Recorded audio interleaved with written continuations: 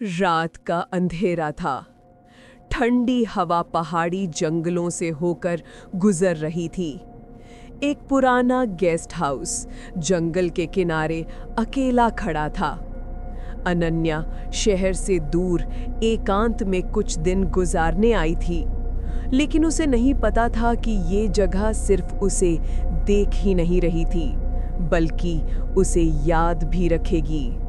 Guest house के gate पर एक बूढ़ा चौकीदार खड़ा था।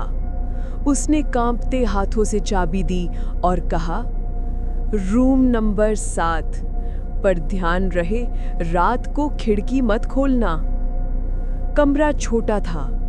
दीवारों पर धूल और सीलन की खुशबू थी। एक कोने में पुरानी पेंटिंग्स रखी थीं और खिड़की के पास एक पेंटिंग ईजल पड़ा था, जैसे कोई कभी यहाँ बैठकर कुछ अधूरा छोड़ गया हो। रात बीतती गई। बाहर बारिश शुरू हो चुकी थी। अनन्या खिड़की के पास बैठकर कुछ स्केच बना रही थी, लेकिन उसे महसूस हुआ कोई उसे पीछे से देख रहा है।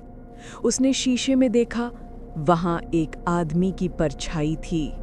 वो पलटकर देखती है, पीछे कोई नहीं था। उस रात खिड़की पर 3 बार दस्तक हुई। Talk talk talk. उसे डरते हुए खिड़की के पास गई और शीशे पर एक गीला हाथ का निशान दिखा। सुबह होते ही वो नीचे रिसेप्शन पर पहुंची। पुराने गेस्ट बुक को पलटा। एक नाम लिखा था, राघव शर्मा, आर्टिस्ट, 2009। लेकिन चौकीदार ने कहा, मैडम, राघव तो बहुत साल पहले मर चुका है, यहीं रूम नंबर 7 में। वो कमरा, वो पेंटिंग्स, वो ईजल सब उसी के थे। रात को जब वो वापस कमरे में गई, कैनवस पर एक नई तस्वीर बन चुकी थी। एक जंगल, एक कैबिन और उसमें लटका हुआ आदमी। सुबह वो उस पेंटिंग के पीछे वाले जंगल में गई। कोहरे के बीच उसने वही कैबिन देखा, बिल्कुल वैसा ही जैसा पेंटिंग में था। अंदर दीवार पर लिखा था, room number 7 remembers everything. Table पर एक अधूरी पेंटिंग रखी थी।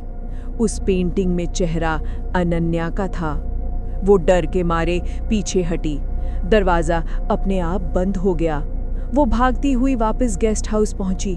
चौकीदार दरवाजे पर खड़ा था, लेकिन इस बार उसका चेहरा बिल्कुल वैसा था जैसा उस अधूरी पेंटिंग में। सुबह जब सूरज निकला, कमरा नंबर 7 का दरवाजा बंद था।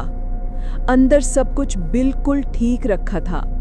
बस दीवार पर अब एक नई पेंटिंग टंगी थी, जिसमें एक औरत खिड़की के पास बैठी मुस्कुरा रही थी। रूम नंबर 7 कभी खाली नहीं रहता।